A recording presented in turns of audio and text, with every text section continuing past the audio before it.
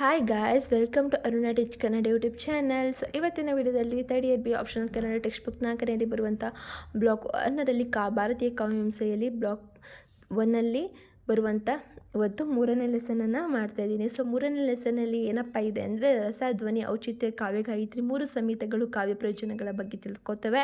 ಹಾಗೆ ಉದ್ದೇಶಗಳು, ಪೀಠಿಕೆ, ರಸ, ಧ್ವನಿ, ಔಚಿತ್ಯ, ಕಾವ್ಯ ಗಾಯತ್ರಿ 3 ಸಂಹಿತೆಗಳು ಅಂದರೆ ಅವು ಪ್ರಭು ಸಂಹಿತ, ಮಿತ್ರ ಸಂಹಿತ, ಹಾಗೆ ಕಾಂತ ಸಂಹಿತ, ಹಾಗೆ ಕಾವ್ಯದ ಪ್ರಯೋಜನಗಳು ಲಾಸ್ಟಲ್ಲಿ ಸಾರಾಂಶವನ್ನು ನಾವು ತಿಳ್ಕೊತೇವೆ. ಸೊ ನಾನು ಇವತ್ತಿನ ವಿಡಿಯೋದಲ್ಲಿ ನಿಮಗೆ ಬರೀ ನಾನು ನೋಟ್ಸ್ ಮಾಡಿರೋ ಅದರಲ್ಲೂ ಕೂಡ ಎಕ್ಸ್ಪ್ಲೇನ್ ಮಾಡಲ್ಲ, ವಿತ್ ಟೆಕ್ಸ್ಟ್ ಬುಕ್ಕು ಮತ್ತು ನೋಟ್ಸ್ ಎರಡೂ ಕೂಡ ನಾನು ಎಕ್ಸ್ಪ್ಲೇನ್ ಮಾಡ್ತೀನಿ. ಹಾಗೆ ಕೊನೆಯಲ್ಲಿ ನೀವು ನಾನೇನು ನೋಟ್ಸ್ ಮಾಡಿದ್ದೀನಿ ಅದನ್ನು ಕೂಡ ನಿಮಗೆ ತೋರಿಸ್ತೀನಿ. ಸೊ ನೀವು ಸ್ಕ್ರೀನ್ಶಾಟ್ ತಗೊಂಡು ನೀವು ಎಕ್ಸಾಮ್ಗೆ ಓದ್ಕೊಬೋದು. ಅದಕ್ಕೆ ಇನ್ನೂ ಈಸಿಯಾಗಿ ನಿಮಗೆ ಬರೆಯೋಕ್ಕೆ ಹೆಲ್ಪ್ ಆಗುತ್ತೆ ಅನ್ನೋ ಒಂದು ಉದ್ದೇಶ. ಸೊ ಇವತ್ತಿನ ಒಂದು ಏನೇನಪ್ಪ ತಿಳ್ಕೊತೇವೆ ಈ ಒಂದು ಲೆಸನಿಂದ ಅಂದರೆ, ರಸ, ಧ್ವನಿ, ಔಚಿತ್ಯಗಳನ್ನು ಕಾವ್ಯ ಗಾಯತ್ರಿ ಎಂದು ತೀನಂ ಶ್ರೀಕಂಠಯ್ಯನವರು ಕರೆದಿದ್ದಾರೆ. ಈ ಮಾತಿನ ಮಹತ್ವವನ್ನು ನಾವು ತಿಳ್ಕೊತೀವಿ. ಹಾಗೆ ಪ್ರಭು ಸಂಹಿತ, ಮಿಶ್ರ ಸಂಹಿತ ಮತ್ತು ಕಾಂತ ಸಂಹಿತೆಗಳೆಂಬ 3 ಸಂಹಿತೆಗಳನ್ನು ಭಾರತೀಯ ಕಾವ್ಯಾಂಶಕರು ಪ್ರಸ್ತಾಪಿಸುತ್ತಾರೆ. ಈ 3 ಸಂಹಿತೆಗಳನ್ನು ಕುರಿತು ನಾವು ತಿಳ್ಕೊತೇವೆ. ಹಾಗೆ ಕಾವ್ಯದಿಂದ ದೊರೆಯುವ ಪ್ರಯೋಜನಗಳೇನು ಎಂಬುದನ್ನು ಕುರಿತು ಈ ಒಂದು ಭಾರತೀಯ ವಂಶಕರು ನಡೆಸಿರುವ ವಿಚಾರವನ್ನು ನಾವು ಕೂಡ ತಿಳ್ಕೊತೇವೆ. ಸೊ ಪೀಠಿಕೆಯನ್ನು ನೋಡೋದಾದರೆ, ತೀನಂ ಶ್ರೀಕಂಠಯ್ಯನವರು ತಮ್ಮ ಭಾರತೀಯ ಕಾವ್ಯಮೀಮಾಂಸೆಯಲ್ಲಿ 1953ರ ಕೃತಿಯಲ್ಲಿ ಧ್ವನಿ ಪ್ರಸ್ಥಾನದ ಮಹತ್ವವನ್ನು ವಿಶದೀಪಡಿಸುತ್ತಾ, ಆನಂದವರ್ಧನು ತನ್ನ ಧ್ವನಿಯ ಲೋಕ ಕ್ರಿಸ್ತ ಶಕ ಸುಮಾರು 900 ಕೃತಿಯಲ್ಲಿ ನೀಡಿದ ವಿಶೇಷ ಕೊಡುಗೆ ಎಂದರೆ ವ್ಯಂಜನ ವ್ಯಾಪಾರ. ಭಾಷೆ ಎಷ್ಟು ಬಗೆಯಲ್ಲಿ ಕಾರ್ಯನಿರ್ವಹಿಸುವ ಶಕ್ತಿ ಸಾಮರ್ಥ್ಯವಿದೆ ಎಂದು ತಿಳಿಸುತ್ತಾ, ಆನಂದವರ್ಧನ ಅಲ್ಲಿಯವರೆಗೆ ಪ್ರಪಂಚ ಶಾಸ್ತ್ರಕರೆಲ್ಲ ಭಾವಿಸಿದ್ದಾರಂತೆ. ಭಾಷೆಯ ಅಭಿಧ ವೃತ್ತಿ ಮತ್ತು ಲಕ್ಷಣ ವೃತ್ತಿ ಎಂಬ 2 ಕಾರ್ಯಗಳನ್ನು ಮಾತ್ರ ನಿರ್ವಹಿಸುವುದಿಲ್ಲ. ಭಾಷೆಗೆ 3ನೇ ಕಾರ್ಯ ಹೊಂದಿದೆ. ಅದು ಲೋಕದಲ್ಲಿ ನಾವು ಭಾಷೆಯನ್ನು ಬಳಸುವಾಗಲಿ ಶಾಸ್ತ್ರಗಳಲ್ಲಾಗಲಿ ಭಾಷೆಗೆ 3ನೇ ಕಾರ್ಯ ಹೊಂದಿದೆ. ಅದು ಲೋಕದಲ್ಲಿ ನಾವು ಭಾಷೆಯನ್ನು ಬಳಸುವಾಗಲಿ ಶಾಸ್ತ್ರಗಳಲ್ಲಿ ಭಾಷೆಯನ್ನು ಬಳಸುವಾಗಲಿ ಗೋಚರವಾಗುವುದಿಲ್ಲ. ಧ್ವನಿ, ವ್ಯಂಗ್ಯ ಅಥವಾ ವ್ಯಂಜನ ವ್ಯಾಪಾರವೆಂಬ ಕಾವ್ಯ 3ನೇ ಕಾರ್ಯದಲ್ಲಿ ಚುರುಕಾಗುತ್ತದೆ. ಕಾವ್ಯದಲ್ಲಿ ಸರಭೂತವಾಗಿರುವ ಅರ್ಥವೆಲ್ಲ ವ್ಯಂಗ್ಯವಾಗಿರುವುದೇ ಹೊರತು ವಾಚಕವಾಗಿರುವುದಲ್ಲ. ಇದನ್ನು ಸ್ಪಷ್ಟಿಸಿದ್ದು ಧ್ವನಿ ಪ್ರಸ್ತಕನಾದ ಅಗಾಧಮತಿಗೆ ಮಾತ್ರ ಸಾಧ್ಯವಾದ ಕೆಲಸ ಅಂತ ತಿಳಿಸಿದ್ದಾರೆ. ಸೊ ಇವಾಗ ರಸ, ಧ್ವನಿ, ಔಚಿತ್ಯ, ಕಾವ್ಯ ಗಾಯತ್ರಿ ಬಗ್ಗೆ ತಿಳ್ಕೊಳ್ಳೋಣ. ಇದೊಂದು ಜನಪ್ರಿಯ ನುಡಿಗಟ್ಟು. ಅಂದರೆ ಕೇವಲ ಜನಪ್ರಿಯ ಎಂದು ತಿಳಿಯಬಾರದು, ಪಂಡಿತ ಪ್ರಿಯ ನುಡಿಗಟ್ಟು ಎಂದರೆ ಸರಿ ಹೋಗುತ್ತದೆ. ಗಾಯತ್ರಿ ಎನ್ನುವುದು 3 ಸಾಲಿನ ಮಂತ್ರ. ಹಿಂದೆ ಅದನ್ನು ಬಹಳ ಮಡಿವಂತಿಕೆಯಿಂದ ಉಚ್ಚರಿಸುತ್ತಿದ್ದರು. ಯಾರು ಬೇಕಾದರೂ ಉಚ್ಚರಿಸುವಂತಿರಲಿಲ್ಲ. ಅದೊಂದು ಕಾಲದ ಮಾತು. ಈಗ ಅಂತಹ ಮಡಿವಂತಿಕೆ ಇಲ್ಲ. ಈ ಮಂತ್ರವು 3 ಆದ್ದರಿಂದ ಯಾವುದೇ 3 ಅಂಶಗಳುಳ್ಳ ನುಡಿಗಟ್ಟನ್ನು ಗಾಯತ್ರಿ ಎಂದು ಕರೆಯಲು ಈಗಿನವರು ಪ್ರಾರಂಭಿಸಿದ್ದಾರೆ. 3 ಸಾಲುಗಳುಳ್ಳ ಜನಪದ ತ್ರಿಪದಿಗಳನ್ನು ಜನಪದ ಗಾಯತ್ರಿ ಎಂದು ಕರೆದರು. ಹಾಗೆಯೇ ಭಾರತೀಯ ಕಾವ್ಯಮೀಮಾಂಸೆಯಲ್ಲಿ ಬರುವ ರಸ, ಧ್ವನಿ, ಔಚಿತ್ಯ ಎಂಬ 3 ಮಹತ್ವದ ಅಂಶಗಳನ್ನು ಜೋಡಿಸಿ ಕಾವ್ಯ ಗಾಯತ್ರಿ ಎಂದಿದ್ದಾರೆ.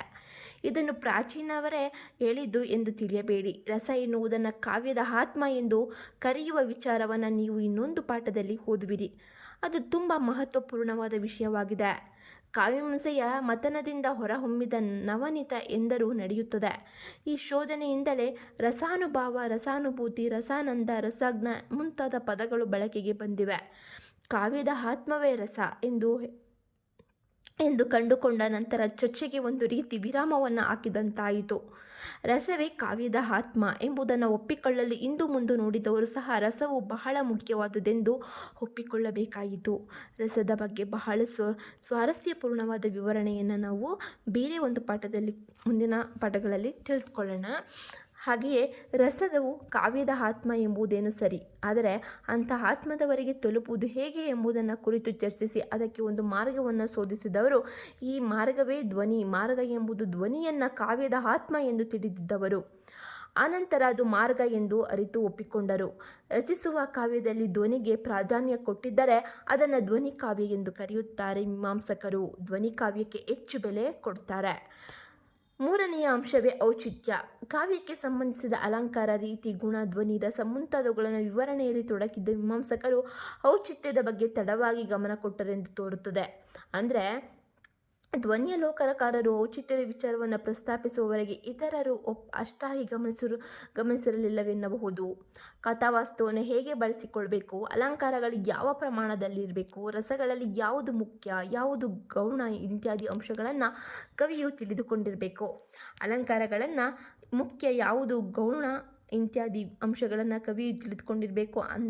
ಅಲಂಕಾರಗಳನ್ನು ಚಮತ್ಕಾರಕ್ಕಾಗಿಯೂ ಕಾವ್ಯದಲ್ಲಿ ತರಬಹುದು. ರಸಕ್ಕೆ ಪೋಷಕವಾಗಿಯೂ ಬರಬಹುದು.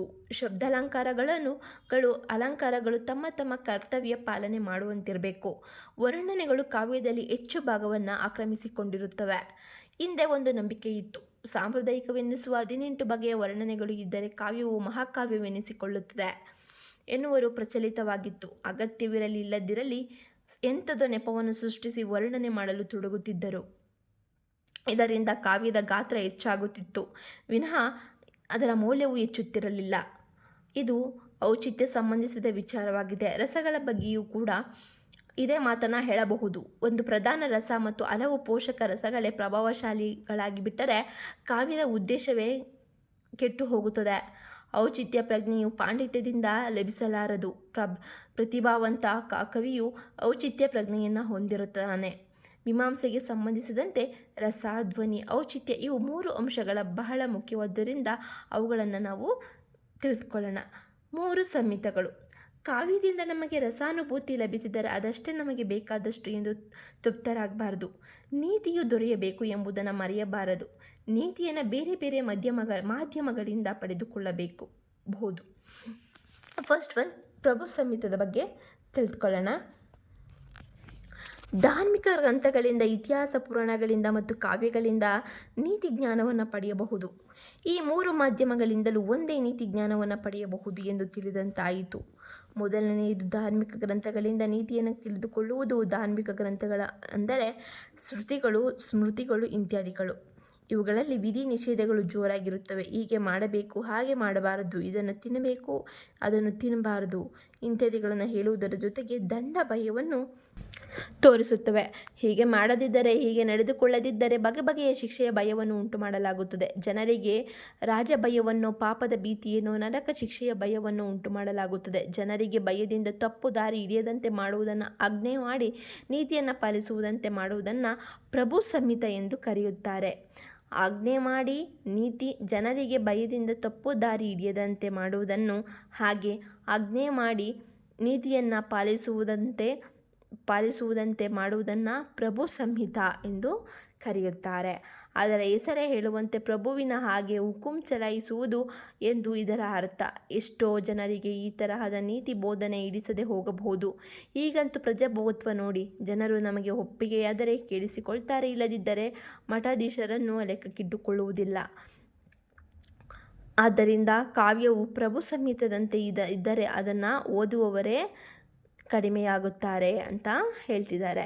ಮಿಶ್ರ ಸಂಹಿತ ಅಂದರೆ ನೀತಿ ಬೋಧನೆ. ಎರಡನೆಯ ವಿಧಾನವೆಂದರೆ ಮಿತ್ರ ಸಂಹಿತ. ಏನನ್ನಾದರೂ ಹೇಳುವಾಗ ಸ್ನೇಹಿತನಂತೆ ಹೇಳಿದರೆ ನಾವು ಸ್ವಲ್ಪ ಕಿವಿ ಕೊಡುತ್ತೇವೆ. ಮಿತ್ರನು ನಮ್ಮ ಹಿತವನ್ನು ಪರಿಗಣಿಸಿ ಹೇಳುತ್ತಿದ್ದಾರೆಂದು ತಿಳಿಯುತ್ತದೆ. ನಮ್ಮ ಪುರಾಣ ಇತಿಹಾಸಗಳು ಮಿತ್ರನಂತೆ ನೀತಿ ಬೋಧನೆಯನ್ನು ಮಾಡುತ್ತವೆ. ಹಿಂದೆ ಇದ್ದ ಪುರಾಣ ಪುರುಷರು ಮುಂತಾದವರು ಏನು ಮಾಡಿದರೂ ಅದರ ಪರಿಣಾಮವೇನಾಯಿತು ಎಂಬುದನ್ನು ವಿವರಿಸುತ್ತವೆ. ಮಾತಿನಲ್ಲಿ ಆಜ್ಞೆಯ ದಾಟಿ ಇರುವುದಿಲ್ಲ. ಅನೇಕ ದೃಷ್ಟಾಂತಗಳ ಮೂಲಕ ಬುದ್ಧಿವಂತಿಕೆಯಿಂದ ವಿಷಯವನ್ನು ಪ್ರತಿಪಾದಿಸುತ್ತವೆ. ಯಾವುದು ಸರಿ, ಯಾವುದು ತಪ್ಪು, ಯಾವುದನ್ನು ಮಾಡಬೇಕು, ಯಾವುದನ್ನು ಮಾಡಬಾರದು ಎಂಬುದನ್ನು ಮನದಟ್ಟಾಗುವಂತೆ ತಿಳಿಸುತ್ತದೆ. ಎಷ್ಟಾದರೂ ಮಿತ್ರ ಎಂದ ಮೇಲೆ ಆತ್ಮೀಯತೆ, ಸಲಿಗೆ ಇರುತ್ತದಲ್ಲವೇ? ಅದನ್ನು ಬಳಸಿಕೊಂಡು ಮನ ಒಪ್ಪಿಸಲು ಪ್ರಯತ್ನಿಸುತ್ತೇವೆ. ಇಂದಿಗೂ ಸಂಸಾರಗಳಲ್ಲಿ ಏನಾದರೂ ವಿರಸ ಉಂಟಾದಾಗ ಮಿತ್ರರು ಅದನ್ನು ಸರಿಪಡಿಸಲು ಪ್ರಯತ್ನಿಸುತ್ತಾರೆ. ಮಿತ್ರತ್ವದ ಸಲಿಗೆಯಿಂದ ಸಾಧ್ಯವಾದ ಮಟ್ಟಿಗೆ ಒತ್ತಡವನ್ನು ಹೇರುತ್ತಾರೆ. ಮಿತ್ರತ್ವವು ಕಿತ್ತು ಹೋಗುವವರೆಗೂ ಮುಂದುವರಿಯುವುದಿಲ್ಲ. ಅಂದರೆ ಮಿತ್ರರಿಗೂ ಕೂಡ ನೀತಿ ಹೇಳುವ ವಿಷಯದಲ್ಲಿ ಒಂದು ಮಿತಿ ಇದೆ ಎಂದಾಗುತ್ತದೆ. ಏಕೆಂದರೆ ಅವರವರ ಮಧ್ಯೆ ಮಿತ್ರತ್ವ ಹಾಳಾಗಬಾರದಲ್ಲವೇ ಏನೋ ನೀನು ನನ್ನ ಗೆಳೆಯ ಅಂತ ಇಷ್ಟು ಹೇಳಿದೆ ನೋಡು, ಯೋಚನೆ ಮಾಡು, ದುಡುಕ್ಬೇಡ, ನೀನು ಕೇಳದೆ ಹೋದರೆ ನಾನೇನು ಮಾಡಲು ಸಾಧ್ಯ ಎಂಬ ಉಪಸಂಹಾರವನ್ನು ಸೇರಿಸಬಹುದು.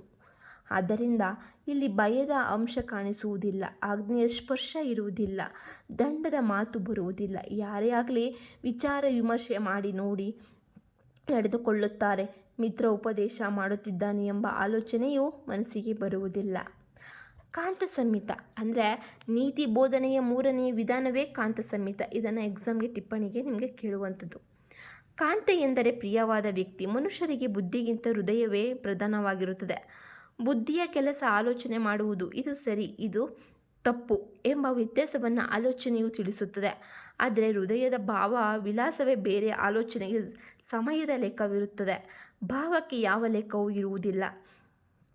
ಭಾವ ಮೂಡಿದಂತೆ ಮನಸ್ಸು ಬುದ್ಧಿಗಳು ಅದನ್ನು ಹೇಳಲು ಸಿದ್ಧವಾಗುತ್ತವೆ. ಹೃದಯದ ಭಾವ ತಕ್ಷಣವೇ ಹೊರಹೊಮ್ಮುತ್ತದೆ.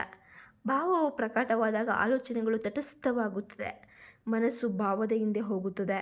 ಯಾರಿಗಾದರೂ ಕೋಪ, ಮೋಹ ಇತ್ಯಾದಿಗಳು ಬಂದಾಗ ಆಲೋಚಿಸುತ್ತಾರೆಯೇ? ಇಲ್ಲ. ಅವರು ಆ ಭಾವಗಳ ಹಿಡಿತಕ್ಕೆ ಸಿಕ್ಕಿ ತಮ್ಮತನವನ್ನು ಕಳೆದುಕೊಳ್ತಾರೆ ಅಲ್ವಾ. ಈ ಕೋಪ ಬಂದಾಗ ನೀವು ಏನು ಮಾತಾಡ್ತೀರ ಅನ್ನೋದು ಪ್ರಜ್ಞೆನೇ ಇರಲ್ಲ. ಸೊ ಮಾತಾಡ್ತೀರಾ, ಅದಾದಮೇಲೆ ಯೋಚನೆ ಮಾಡ್ತೀರಲ್ಲ. ಹಾಗೆ ಮಹಾನ್ ಶಾಸ್ತ್ರವಿತ್ತನಾಗಿರಬಹುದು, ಆಗಿರಬಾರದು. 4-6 PhD ಪದವಿಗಳನ್ನು ಪಡೆದು ಅತ್ಯುನ್ನತ ಪದವಿಯನ್ನು ಅಲಂಕರಿಸಬಹುದು. ಕೋಪ, ಮೋಹ ಇತ್ಯಾದಿಗಳಿಗೆ ಒಳಗಾದಾಗ ಅವನು ಸಾಮಾನ್ಯ ಮನುಷ್ಯನಂತೆ ಆವೇಶಕ್ಕೆ ಒಳಗಾಗ್ತಾನೆ. ಆದ್ದರಿಂದಲೇ ನಾ ಅಯಂ ಆತ್ಮ ಬಲಹೀನೇನ ಲಭ್ಯತೆ ನಮೇ ದಯಾ ನಾ ಬಹುನ ಶೂದ್ರೇನ ಎಂದು ಹೇಳಲಾಗಿದೆ. ಕಾಂತ ಸಂಹಿತೆ ಎಂದರೆ ಪ್ರಿಯತಮೆಯ ಆಡುವ ಮಾತು ಎಂದರ್ಥ.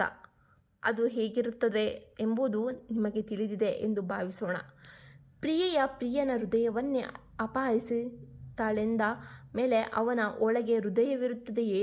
ಅಂದರೆ ಪ್ರಿಯಳು ಹೇಳಿದಂತೆ ಕೇಳ್ತಾನೆ ಎಂದು ತಾನೇ ಅರ್ಥ. ಅವಳ ಮಾತು, ಕಾರ್ಯ, ಆಲೋಚನೆ ಎಲ್ಲವೂ ಪ್ರಿಯನಿಗೆ ಹಿತವಾಗಿರುತ್ತದೆ. ಅವಳು ನೀತಿ ಬೋಧನೆ ಮಾಡಿದರೂ ಮಧುರವಾಗಿ ಇರುತ್ತೆ. ಯಾಕಂದರೆ ಅವಳ ಬಗ್ಗೆ ಪ್ರಿಯನಿಗೆ ಇರುವ ಪ್ರೇಮಾತಿಶಯದಲ್ಲಿ ಅವನ ವ್ಯಕ್ತಿತ್ವವೇ ಶೂನ್ಯವಾಗಿರುತ್ತದೆ. ಅವಳ ಇಷ್ಟವೇನೆಂದು ಊಹಿಸಿಯೇ ಅವನು ಪ್ರೇಮಾತಿಶಯದಲ್ಲಿ ಅವನ ವ್ಯಕ್ತಿತ್ವವನ್ನೇ ಶೂನ್ಯವಾಗಿರಿಸುತ್ತದೆ. ಅವಳ ಇಷ್ಟವೇನೆಂದು ಊಹಿಸಿಯೇ ಅವನು ಹಾಗೆ ನಡೆದುಕೊಳ್ತಾನೆ. ಅವನು ಕೇಳಿದುದು ಅತ್ಯಂತ ಮಧುರವಾಗಿರುವುದಂತೆಯೇ ತೋರುತ್ತದೆ. ರಸಮಯವಾದ ಕಾವ್ಯವೂ ಕೂಡ ಕಾಂತೆಯಂತೆ ಜನರ ಮನಸ್ಸನ್ನು ಸಂಸ್ಕರಿಸಿ ಒಳ್ಳೆಯ ದಿಕ್ಕಿಗೆ ತಿರುಗಿಸುವುದರಿಂದಾಗಿ ಕಾವ್ಯವನ್ನು ಕಾಂತ ಸಂಹಿತ ಎಂದು ಕರೆಯಲಾಗುತ್ತೆ.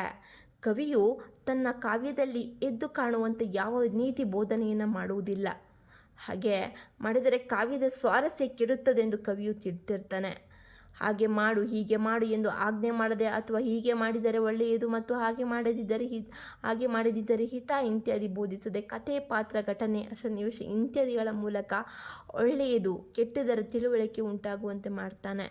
ಕಾವ್ಯದಲ್ಲಿ ಅನುಭವದ ಮೂಲಕ ತಿಳುವಳಿಕೆ ಎಂಬುದನ್ನೇ ಧ್ಯೇಯವಾಕ್ಯವಾಗಿರುತ್ತದೆ. ಸೊ ಅರ್ಥ ಆಯ್ತಲ್ಲ.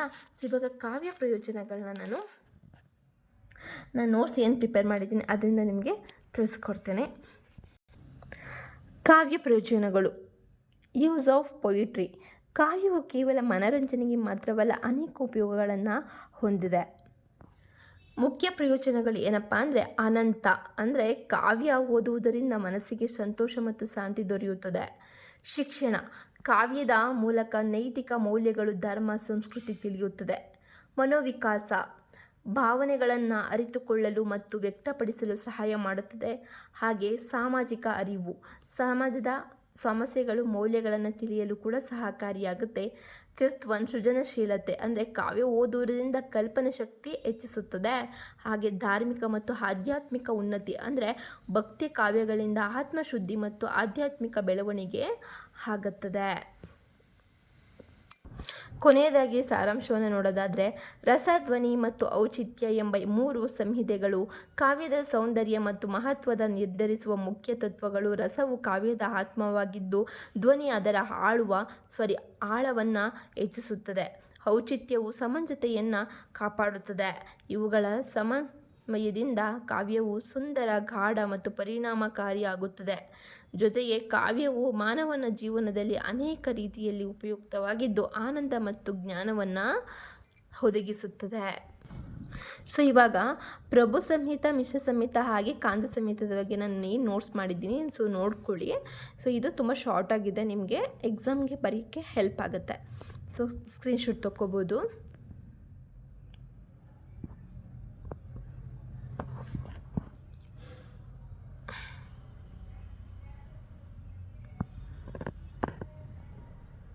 ಸೊ ನಿಮಗೆ ಇನ್ನೂ ವಿವರಣೆಯಾಗಿ ಇದಕ್ಕೆ ಇದು ತುಂಬ ಶಾರ್ಟ್ ಆಗಿದೆ. ಸೊ ನಿಮಗೆ ವಿವರಣೆಯಾಗಿ ನಿಮಗೆ ತಿಳಿಸ್ಕೊಡ್ಬೇಕು ಅನ್ನೋ ಒಂದು ಇಂಟೆನ್ಷನಿಂದ ನಾನು ಟೆಕ್ಸ್ಟ್ ಬುಕ್ನಲ್ಲಿ ನಿಮಗೆ ಓದಿ ನಿಮಗೆ ಹೇಳಿದೆ. So I hope you guys ನಿಮಗೆ ವಿಡಿಯೋ ಇಷ್ಟ ಆಗಿದ್ದರೆ ಲೈಕ್ ಮಾಡಿ, ಇಲ್ಲಾಂದರೆ ಡಿಸ್ಲೈಕ್ ಮಾಡಿ. ಹಾಗೆ ನಿಮ್ಮ ಅನಿಸಿಕೆಗಳು ನನಗೆ ತುಂಬ ಇಂಪಾರ್ಟೆಂಟ್. ಹಾಗೆ ನಿಮ್ಮ ಅನಿಸಿಕೆಗಳನ್ನ ಕಮೆಂಟ್ ಮೂಲಕ ತಿಳಿಸಿ. ಹಾಗೆ ನಿಮಗೆ ಉಪಯೋಗವಾಗಿದ್ದಲ್ಲಿ ಲೈಕ್ ಮಾಡಿ. ಹಾಗೆ ಇನ್ನು ಮುಂದೆ ಹೆಚ್ಚಿನ ವೀಡಿಯೋಸ್ಗಳು ಹೀಗೆ ಬರುತ್ತೆ ಅಂತ ಹೇಳ್ತಾ, ಹಾಗೆ ಸಬ್ಸ್ಕ್ರೈಬ್ ಮಾಡಿ. ಹಾಗೆ ಪಕ್ಕದಲ್ಲಿರೋ ಬೆಲ್ ಐಕಾನ್ನ ಕ್ಲಿಕ್ ಮಾಡಿ. ಆಲ್ ನೋಟಿಫಿಕೇಷನ್ ಮೇಲೆ ಕ್ಲಿಕ್ ಮಾಡಿದ್ರೆ ನಾನು ಏನೇ ಒಂದು ವಿಡಿಯೋ ಅಪ್ಲೋಡ್ ಮಾಡಿದ್ರೂ ಕೂಡ ನಿಮಗೆ ನೋಟಿಫಿಕೇಷನ್ ಬರುತ್ತೆ ಅಂತ ಹೇಳ್ತಾ, ಸೊ ನೆಕ್ಸ್ಟ್ ವಿಡಿಯೋದಲ್ಲಿ ನಿಮಗೆ ಲೆಸನ್ 4 ಬಗ್ಗೆ ತಿಳಿಸ್ಕೊಡ್ತೀನಿ ಅಂತ ಹೇಳ್ತಾ, see you the next video. Bye, take care.